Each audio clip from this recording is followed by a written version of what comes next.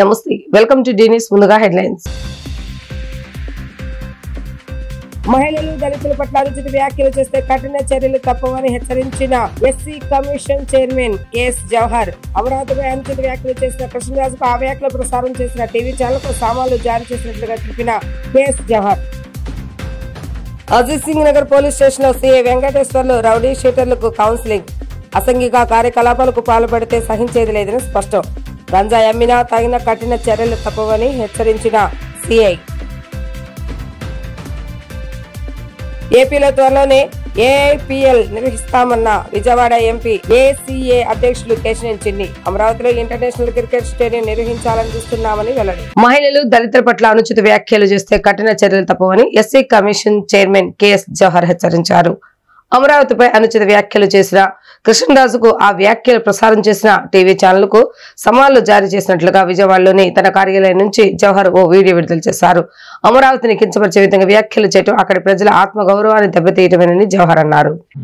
ఎందుకంటే అమరావతి రాజధానిని ఒక వేశ్యల రాజధాని అని చెప్పే విధంగా ఆ ఛానల్ కృష్ణరాజు ఎవరైతే డిబేట్కి వచ్చారో, అదే విధంగా యాంకర్ ఎవరైతే కేఎస్ఆర్ ఉన్నారో వాళ్ళిద్దరికి కూడా ప్రత్యేకంగా ఎస్సీ కమిషన్ తరఫున సమన్లు ఇవ్వడానికి సిద్ధపడతా ఉన్నాం.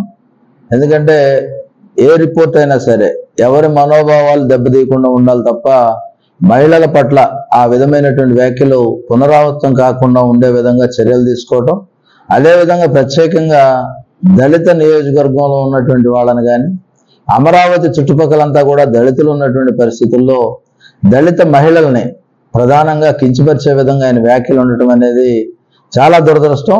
ఎందుకంటే రికార్డ్ ఎవిడెన్స్ కూడా నేను చూడటం జరిగింది. చాలా దురదృష్టం. ఎందుకంటే ఒక రాష్ట్ర పునర్నిర్మాణానికి వేదికగా ఉన్నటువంటి అమరావతి ప్రాంతాన్ని, ఎందుకంటే ధరణికోటగా ధాన్యకటగా, అదేవిధంగా ప్రత్యేకంగా ఆ ప్రాంతంలో దళితులు ఏ విధంగా ఆ యొక్క సంస్థానాలను కాపాడారు, అదేవిధంగా ఆ ప్రాంతం ఏ విధంగా దేవతలు తిరిగాడారు అనేది చరిత్ర చెప్తా ఉంటే వీళ్ళు ఈ విధంగా వక్రీకరించి కేవలం రేటింగ్ కోసం కానీ లేదంటే జనాల్లో ఒక ఉన్మాదాన్ని రెచ్చగొట్టే విధంగా ఉన్నటువంటి వ్యాఖ్యలను తీవ్రంగా కూడా కమిషన్ కూడా ఖండిస్తూ వారి పట్ల ఖచ్చితంగా సమన్లు జారీ చేయటం, అదేవిధంగా చట్టపరంగా ఏ విధమైన చర్యలు తీసుకోవాలనేది కూడా కమిషన్ తీసుకుంటుంది.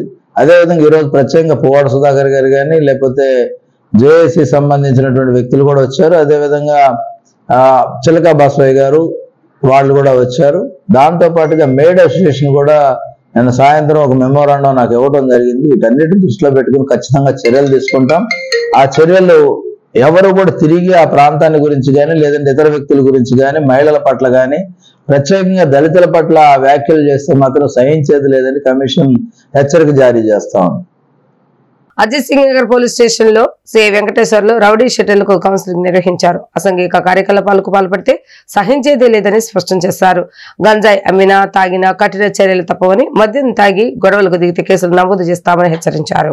తాగి గొడవ చేయటం కానీ, ఏమన్నా కొట్టడం కానీ, లేకపోతే వాళ్ళు మిమ్మల్ని కొట్టడం కానీ, ఎక్కడన్నా బారుల్లో గొడవ చేయడం కానీ, రోడ్ల మీద ఎవరన్నా తాగి గొడవ చేసి కొట్టడం కానీ, వాళ్ళు మిమ్మల్ని కొట్టడం కానీ చేస్తే ఊకునే ప్రసక్తి లేదు.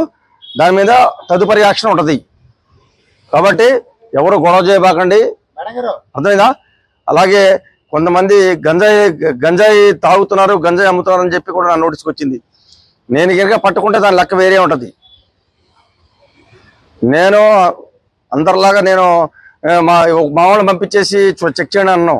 డైరెక్ట్గా నేనే వచ్చేస్తా సీన్లోకి. నేను వచ్చి పట్టుకుంటే మాత్రం దాని లెక్క వేరే ఉంటుంది. అటువంటి పనులు చేయటం మానేసేయండి చెప్తున్నాను. క్లియర్ కట్గా చెప్తున్నాను మీకు. అర్థమైందా? బాబు దుర్గారావు, వింటున్నావా? ఎవరితో గొడవ చెప్పేది నువ్వు, ఎవరితో గొడవ పట్టడం కానీ తాగటం కానీ, బార్లోకి వెళ్ళి నేను చెప్పేది నువ్వు బార్లోకి వెళ్ళి తాగి ఎవరితో గొడవ పట్టడం కానీ, వాళ్ళతో మీరు గొడవ పట్టడం కానీ, మీరు వాళ్ళతో గొడవ పట్టడం కానీ జరిగితే ఊకునే ప్రసక్తి లేదు. దాని మీద చర్యలు ఉంటాయి. జాగ్రత్తగా ఉండండి. ఏపీలో త్వరలోనే ఐఐపీఎల్ నిర్వహిస్తామని విజయవాడ ఎంపీ ఏసీఏ అధ్యక్షుడు కేశినేని చిన్ని తెలిపారు. అమరావతిలో ఇంటర్నేషనల్ క్రికెట్ స్టేడియం నిర్వహించాలని చూస్తున్నామని తెలియజేశారు. బందర్ రోడ్లోని ఓ హోటల్ నందు ఏసీఏ ఆధ్వర్యంలో విలేకరుల సమావేశం నిర్వహించారు. ఈ సమావేశంలో ఏసీఏ అధ్యక్షులు విజయవాడ ఎంపీ కేశినేని చిన్ని మాట్లాడుతూ ఏసీఏ 72వ యాన్యువల్ మీటింగ్ నిర్వహించామని, ఏసీఏ ఎల్లప్పుడూ క్రీడా అభివృద్ధికి కృషి చేస్తూనే ఉంటుందని అన్నారు. విశాఖ స్టేడియాన్ని మరింత అభివృద్ధి చేస్తామని, ఉమెన్ వరల్డ్ కప్ 5 మ్యాచ్లు విశాఖలో జరుగుతాయని తెలియజేశారు. ఒక వన్డే మ్యాచ్ కూడా విశాఖ వేదికగా జరుగుతుందని అన్నారు. 25 జిల్లాల్లో ఒక క్రికెట్ గ్రౌండ్ నిర్మిస్తామని, కర్నూలు, నెల్లూరు క్రికెట్ స్టేడియాలు నిర్మిస్తామని చెప్పుకొచ్చారు. అమరావతిలో స్టేడియంను నిర్మించి IPL నిర్వహించే విధంగా ICC, BCCI చైర్మన్లతో చర్చించామని ఇప్పటికే ఆమోదం తెలిపారని అన్నారు. వరల్డ్ క్లాస్ స్టేడియం నిర్మాణం కోసం 65 ఎకరాల భూమిని అడిగామని అన్నారు. సీఎం ఆదేశాల తర్వాత తదుపరి కార్యాచరణ ఉంటుందని అన్నారు. ఇన్ఫ్రా అభివృద్ధిపై ఫోకస్ పెట్టామని వచ్చే సీజన్లో ఆంధ్ర నుంచి ఫ్రాంచైజ్ ఉండేలా చూస్తామని అన్నారు. మంగళపూడి బీచ్ ను పర్యాటకులతో పాటు వివిధ క్రీడల నిర్వహణ ప్రాంతంగాను తీర్చిదిద్దేందుకు ఒక కార్యాచరణ ప్రణాళికలను రూపొందిస్తున్నట్లుగా రాష్ట్ర గనులు, భూగర్భ వనరుల ఎక్సైజ్ శాఖ మంత్రి కొల్లు రవీంద్ర పేర్కొన్నారు. నగరంలోని కలెక్టరేట్ మీకోసం సమావేశం మందిరంలో రాష్ట్ర మంత్రివర్యులు, రాష్ట్ర క్రీడా ప్రాధికార సంస్థ chairman Ravi Naidu, APSRTC chairman Konikala Narayana, జిల్లా కలెక్టర్ డికే బాలాజీలతో కలిసి అర్జున అవార్డు గ్రహీతలు, వివిధ క్రీడాకారుల సంఘాల ప్రతినిధులతో సమావేశం నిర్వహించారు. అనంతరం రాష్ట్ర మంత్రివర్యులు మీడియా ప్రతినిధులతో మాట్లాడుతూ రాష్ట్ర ప్రభుత్వం మంగినపూడి బీచ్ ఉత్సవాలను ఎంతో ప్రతిష్టాత్మకంగా నిర్వహిస్తుందన్నారు.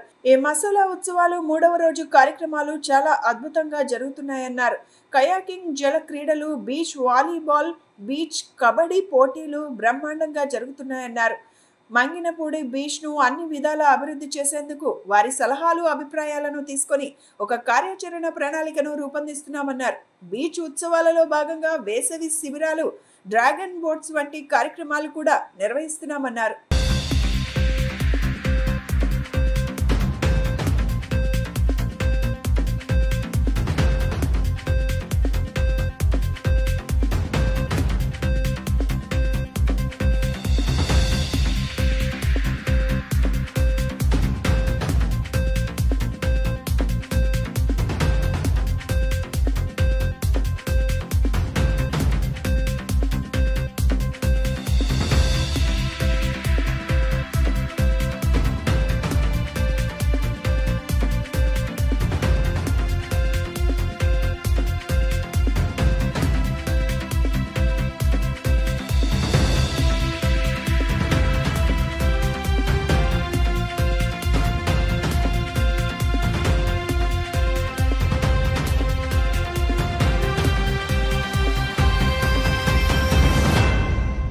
విజయవాడలోని మాచవరం పోలీస్ స్టేషన్ కు కూతవేడు దూరంలో యువకులు వీరంగం సృష్టించారు.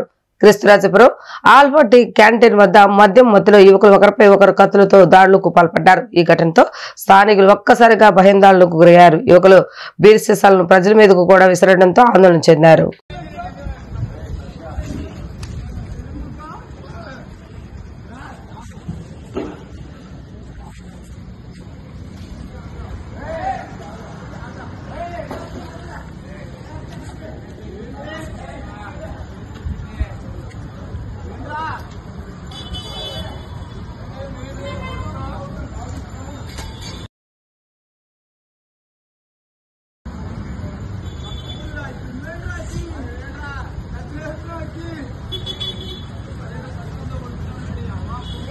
శ్రమజీవుల సేద్యమే దేశానికి నిజమైన సంపద. వారి అభ్యున్నతి, సంక్షేమానికి ప్రభుత్వం కట్టుబడి ఉందని ఉప ముఖ్యమంత్రి పవన్ కళ్యాణ్ పేర్కొన్నారు. ప్రాణాలు పణంగా పెట్టి పనిచేసే ఎలక్ట్రీషియన్లకు రక్షణ, భద్రత చాలా ముఖ్యమని అన్నారు. నిరుద్యోగ యువత కోసం పిఠాపురం నియోజకవర్గంలోని ప్రతి 3 నెలలకు ఒకసారి జాబ్ మేళ నిర్వహించేలా ఏర్పాట్లు చేస్తున్నామని చెప్పారు. మంగళగిరి క్యాంపు కార్యాలయంలో పిఠాపురం నియోజకవర్గ వ్యాప్తంగా ఉన్న 325 మంది ప్రైవేట్ ఎలక్ట్రీషియన్లతో సమావేశమయ్యారు. పని ప్రదేశాలలో వారి రక్షణ, భద్రత కోసం సేఫ్టీ కిట్లను అందజేశారు. ఈ సేఫ్టీ కిట్లో ఎలక్ట్రికల్ పనులకు అవసరమైన టూల్ కిట్, రబ్బర్ హ్యాండ్ గ్లౌజులు, షూస్, జాకెట్ ఉన్నాయి.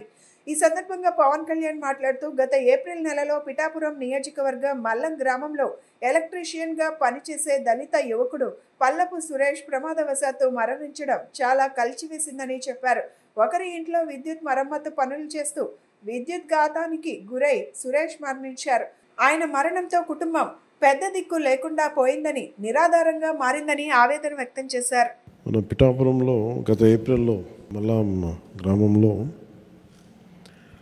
రిపేర్కి అని వెళ్ళి, ఒక హౌస్ హోల్డ్ రిపేర్కి అని వెళ్ళి ఆయన చనిపోవడం నాకు చాలా బాధ కలిగించింది.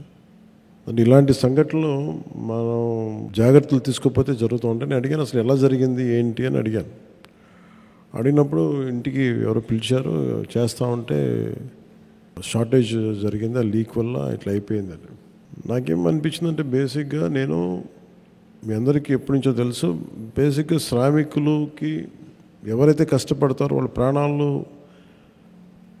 పణంగా పెట్టి చేస్తారు, వాళ్ళకి సెక్యూరిటీ ఉండాలని ముందు నుంచి నేను కోరుకునేవాడిని. అది నేను సినిమాలో ఉన్నప్పుడు కావచ్చు, వ్యక్తిగతంగా కావచ్చు, ఒకసారి మేము ఏదైనా ఆఫీసుల్లో పనిచేస్తున్నప్పుడు కావచ్చు, షూటింగ్లో కావచ్చు, ఇల్లు కడుతున్నప్పుడు కావచ్చు. మొన్న ఈ ఆఫీస్ కడుతున్నప్పుడు కూడా చాలామంది స్టాఫ్కి అసలు హెల్మెట్స్ లేకుండా కడుతున్నారు. ఎలక్షన్ టైంలో నేను దృష్టి పెట్టలేకపోయిన తర్వాత అయిన తర్వాత చూస్తే అందరికీ సేఫ్టీ షూస్ ఒకటి, హెల్మెట్ అందరికి ఇవ్వడం జరిగింది. సో నాకు అది గుర్తొచ్చింది. బేసిక్ ఇలాంటి ఎలక్ట్రీషియన్ అనేది చాలా ప్రమాదకరమైన ఉద్యోగం. అది అన్ని ప్రమాదకరమైనవి, కానీ ముఖ్యంగా తెలిసి ఎక్కడ లీక్ ఉందో తెలియదు, ప్రమాదకరమైనది ఎలక్ట్రిసిటీ. దానివల్ల ఎంత మనకి వెలుగిస్తుందో ప్రాణాలు తీసే శక్తి కూడా ఎలక్ట్రిసిటీగా ఉంది. అందువల్ల చాలా జాగ్రత్తగా ఉండాలి. ఎందుకు జాగ్రత్తలు వహించలేకపోయారు అంటే రైట్ షూస్ లేవు, బేసిక్ కేర్ తీసుకోలేదు, ఇట్లాంటివి దృష్టిలోకి వచ్చినాయి ఆ రివ్యూస్లో. అదొక్కటే కాకుండా ఒకటి జాగ్రత్తలు తీసుకోకపోవడం వల్ల ఆయన ప్రాణాలు కోల్పోయారు, తద్వారా కుటుంబ సభ్యులకి సంపాదించే వ్యక్తిని కోల్పోవటం. బాలుని లేలేత కిరణాలు ప్రకృతిని పలకరించే వేళ కృష్ణమ్మ చెంత హరిత బేర్మ పార్క్ లో జరిగిన యోగాంధ్ర కార్యక్రమంలో పాల్గొనడం చాలా ఆనందంగా ఉందని, యోగాను ఒక మాసానికి పరిమితం చేయకుండా ప్రజలు ప్రతిరోజు కొంత సమయాన్ని యోగాసనాలు కేటాయించి ఆనందమయ జీవితాన్ని సొంతం చేసుకోవాలని జిల్లా జాయింట్ కలెక్టర్ ఎస్ ఇలక్య అన్నారు. హరిత బేమ్ పార్క్ లో జిల్లా అధికార యంత్రాంగం, పర్యాటక శాఖ, ఆయుష్ శాఖ, విఎంసీ సంయుక్త ఆధ్వర్యంలో జరిగిన యోగాంధ్ర ప్రత్యేక కార్యక్రమంలో జేసీ ఇలక్య, విజయవాడ నగరపాలక సంస్థ కమిషనర్ హెచ్ఎం ధ్యానచంద్ర పాల్గొని యోగాసనాలను అభ్యసించారు. అనంతరం జేసీ ఇలక్య మాట్లాడుతూ ఆహ్లాదకరమైన వాతావరణంలో యోగాసనాల సాధనతో కొత్త ఉత్సాహం వచ్చిందని, తాను రోజు యోగా సాధన చేస్తానని, ప్రజలందరూ తమకు వీలైనంత సమయాన్ని యోగాకు కేటాయించాలని సూచించారు. ప్రతి గ్రామం, పట్టణాల్లో యోగాంధ్ర కార్యక్రమాలు నిర్వహిస్తున్నామని, ఇదే విధంగా పర్యాటక ప్రాంతాలపై ప్రజలకు అవగాహన కల్పించేందుకు, యోగా ఔన్నత్యాన్ని చాటి చెప్పేందుకు జిల్లాలో ఇప్పటికే గాంధీహిల్ పవిత్ర సంగమం, పర్యాటక ప్రాంతాల్లోనూ యోగాంధ్ర కార్యక్రమాలు నిర్వహించాలని, ఆదివారం దాదాపు 2000 మందితో నదీముఖ పర్యాటక ప్రాంతమైన బెర్మ్ పార్క్ లో యోగాంధ్ర కార్యక్రమం నిర్వహించడం సంతోషంగా ఉందన్నారు.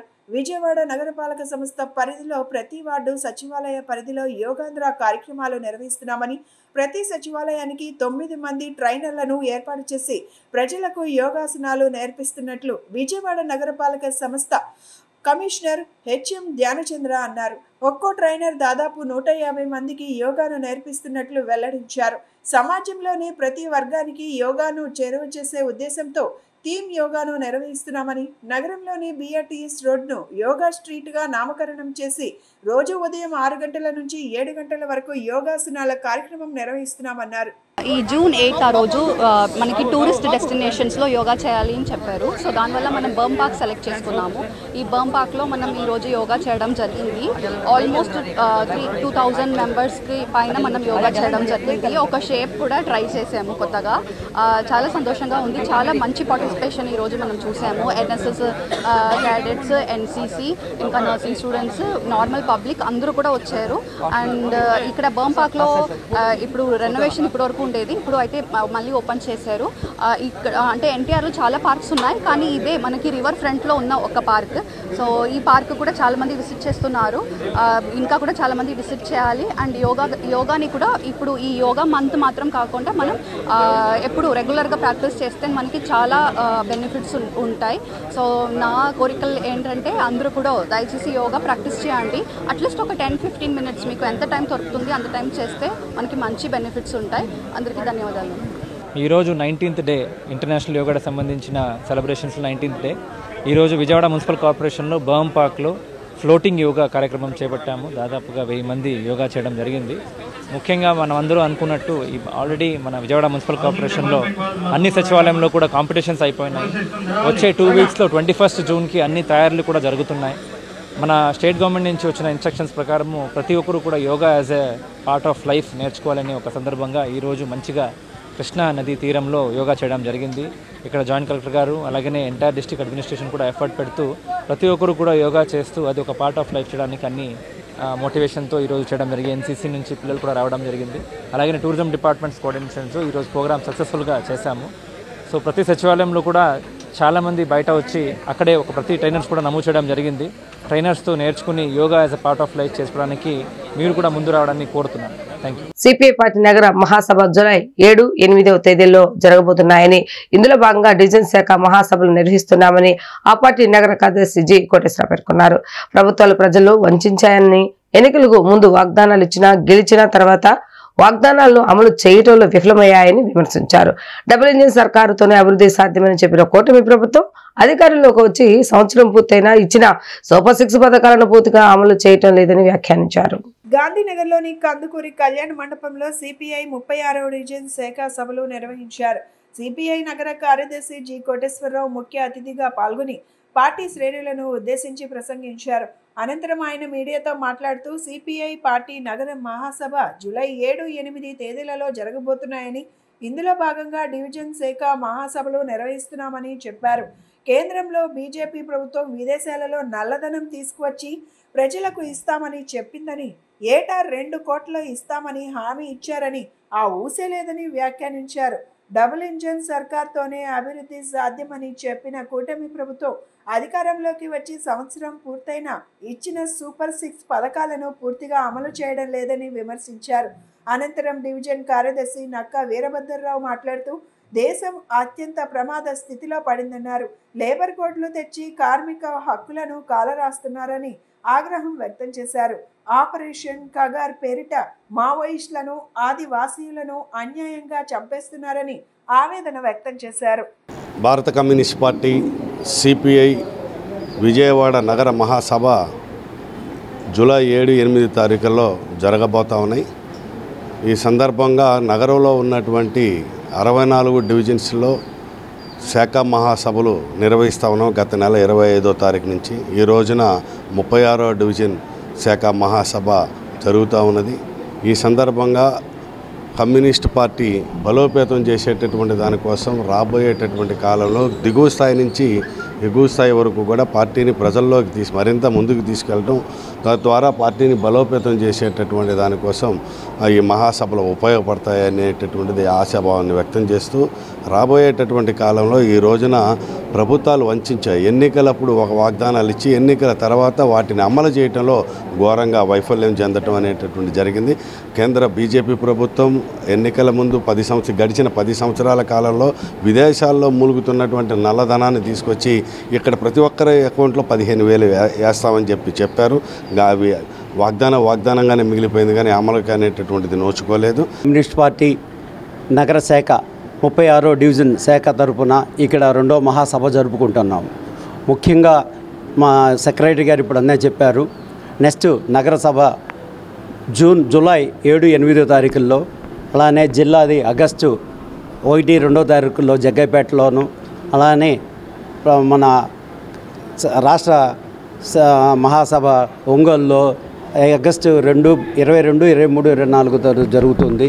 అలానే మా యొక్క కమ్యూనిస్ట్ పార్టీ కింద స్థాయి నుండి పైకి వెళ్తుంది. అంటే ఈ యొక్క కింద స్థాయి నుండి నూతన కార్యవర్గాన్ని, నూతన నాయకత్వాన్ని ఎన్నుకొని ఇది బలోపేతం చేస్తున్నట్టు. కానీ ఈరోజు దేశం అత్యంత ప్రమాద స్థితిలో పడింది. తత్వాహన కళాశాలను రాత్రికి రాత్రి కూల్చివేసిన వారిపై ప్రభుత్వం కఠిన చర్యలు తీసుకోవాలని, వారిపై చట్టపరమైనటువంటి చర్యలు తీసుకోవాలని మాజీ ఎమ్మెల్యే మల్లాది విష్ణు డిమాండ్ చేశారు. సొసైటీలో ఉన్న కొంతమంది దుర్మార్గుల కారణంగా శాతవాహన భూములు కబ్జాకు గురయ్యాయని ఆందోళన వ్యక్తం చేశారు. శాతవాహన కళాశాలకు చెందిన భూములను ప్రభుత్వం వెంటనే స్వాధీనం చేసుకోవాలని సూచించారు. శాతవాహన కళాశాలను కాపాడాలని డిమాండ్ చేస్తూ మాజీ ఎమ్మెల్యే మల్లాది విష్ణు ఆధ్వర్యంలో నిరసన వ్యక్తం చేశారు. ఈ సందర్భంగా మల్లాది విష్ణు మాట్లాడుతూ కబ్జాకు పాల్పడి రాత్రికి రాత్రే కూల్చివేసిన వారిపై ప్రభుత్వం కఠిన చర్యలు తీసుకోవాలని డిమాండ్ చేశారు. సొసైటీలో ఉన్న కొంతమంది దుర్మార్గుల కారణంగా శాతవాహన భూములు కబ్జాకు గురయ్యాయని ఆందోళన వ్యక్తం చేశారు. శాతవాహన కళాశాలకు చెందిన భూములను ప్రభుత్వం వెంటనే స్వాధీనం చేసుకోవాలన్నారు. పోలీసుల ముందస్తు అనుమతులు లేకుండా భవనాలను కూల్చేసిన వారిపై క్రిమినల్ కేసులు నమోదు చేసి అరెస్టు చేయాలని ఆయన డిమాండ్ చేశారు. అనంతరం డిప్యూటీ మేయర్ అవుతుశ్రీ శైలజారెడ్డి మాట్లాడుతూ ఎంతో ఘన చరిత్ర ఉన్న శాతవాహన భూములను లాక్కునే కుట్ర పన్నుతున్నారని ఆరోపించారు. విద్యాశాఖ మంత్రి ఎందుకు ఈ అంశంపై స్పందించలేదని ప్రశ్నించారు.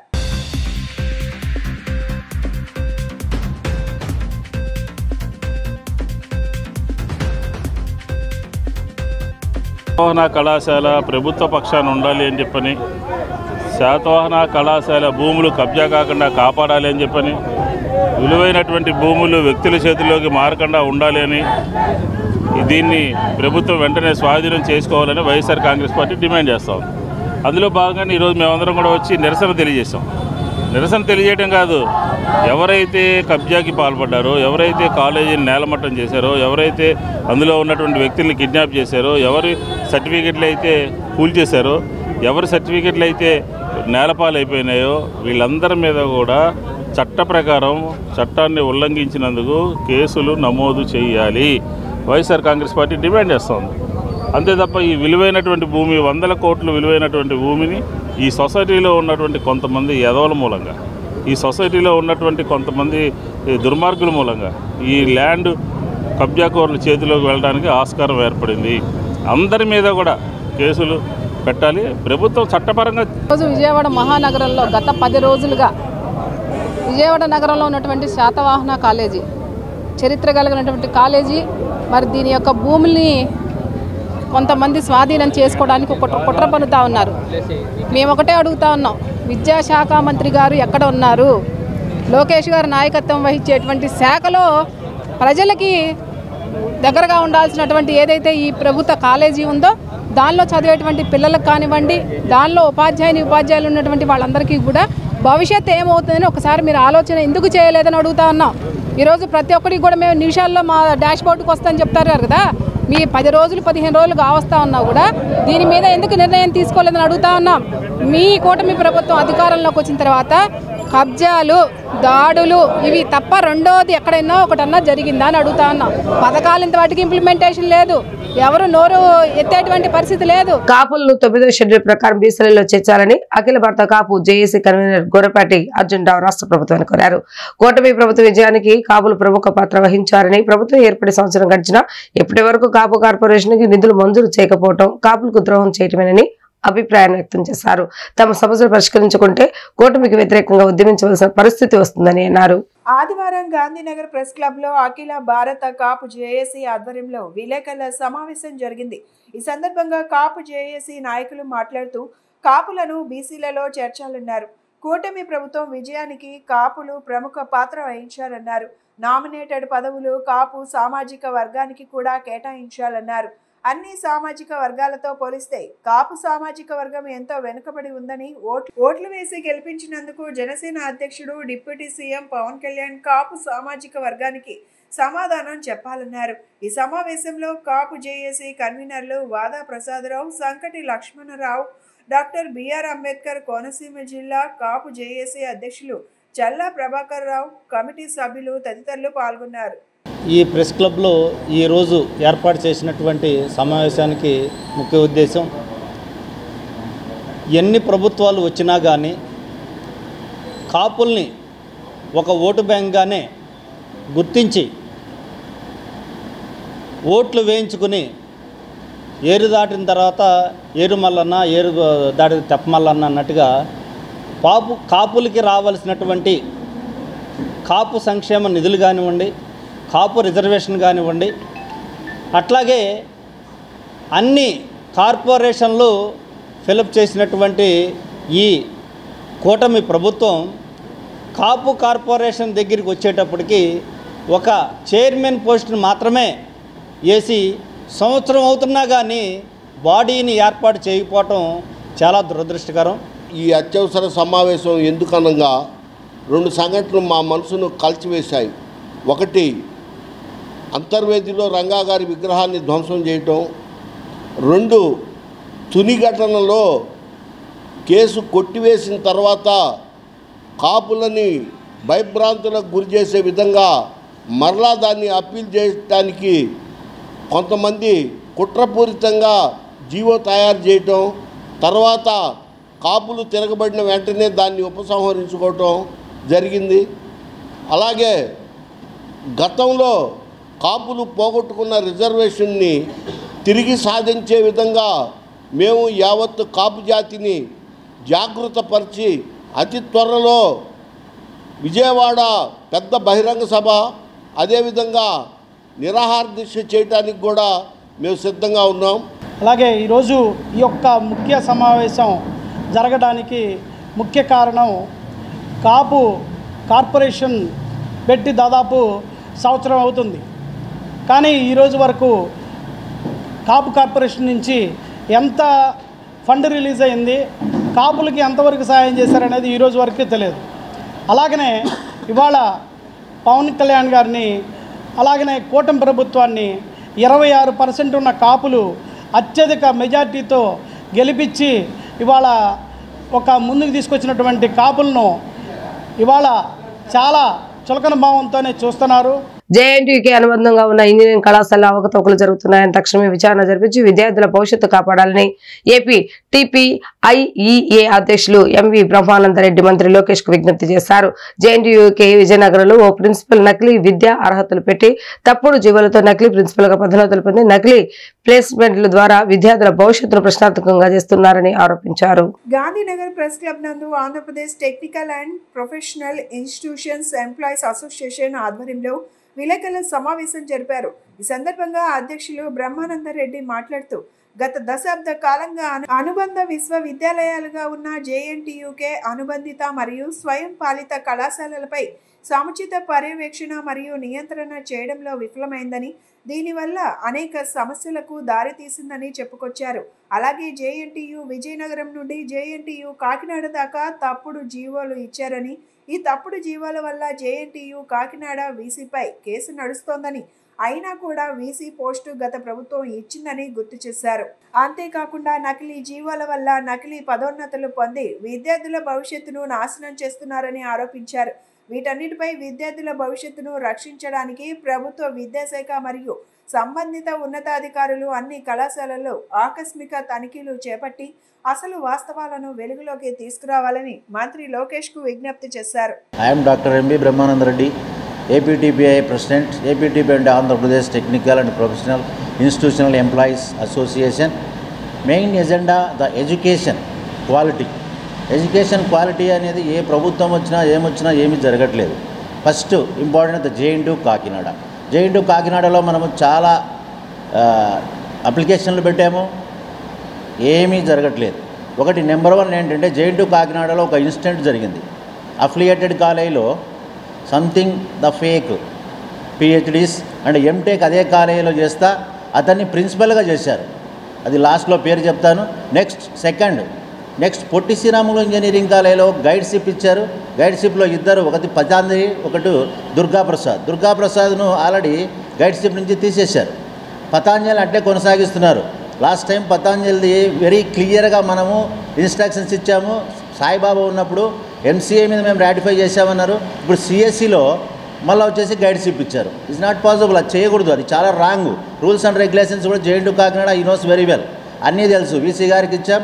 Last incharge VC Muralikrishna garu plus Ravindranath register and Yesuratnam audit cell, వీళ్ళందరికీ మేము అప్లికేషన్లు ఇచ్చాం.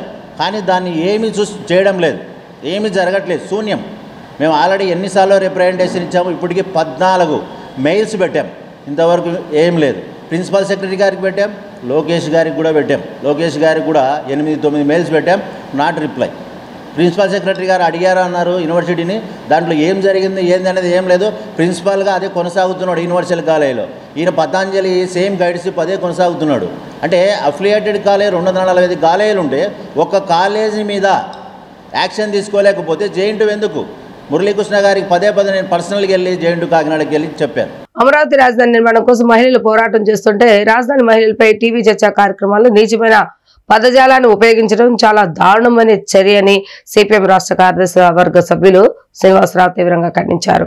మహిళలపైన అసభ్యకరమైన పదజాలం వాడటం నీచమైన సంస్కృతికి దారితీస్తుందని వెంటనే పోలీసులు అలాంటి వ్యక్తులపై కఠినమైన చర్యలు తీసుకోవాలని డిమాండ్ చేశారు.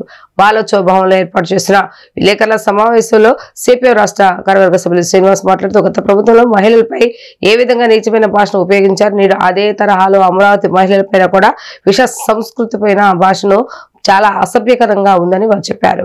మహిళలపైన అసభ్యకరమైన పదజాలం వాడటం నీచమైన సంస్కృతికి దారితీస్తుందని వెంటనే పోలీసులు అలాంటి వ్యక్తులపై కఠినమైన చర్యలు తీసుకోవాలని డిమాండ్ చేశారు. బాలోత్సవ భవనంలో ఏర్పాటు చేసిన విలేకరుల సమావేశంలో సిపిఎం రాష్ట్ర కార్యదర్శి శ్రీనివాస్ మాట్లాడుతూ గత ప్రభుత్వంలో మహిళలపై ఏ విధంగా నీచమైన భాషను ఉపయోగించారో నేడు అదే తరహాలో అమరావతి మహిళలపైన విష సంస్కృతమైన భాషను చాలా అభ్యంతరకరంగా ఉందని చెప్పారు.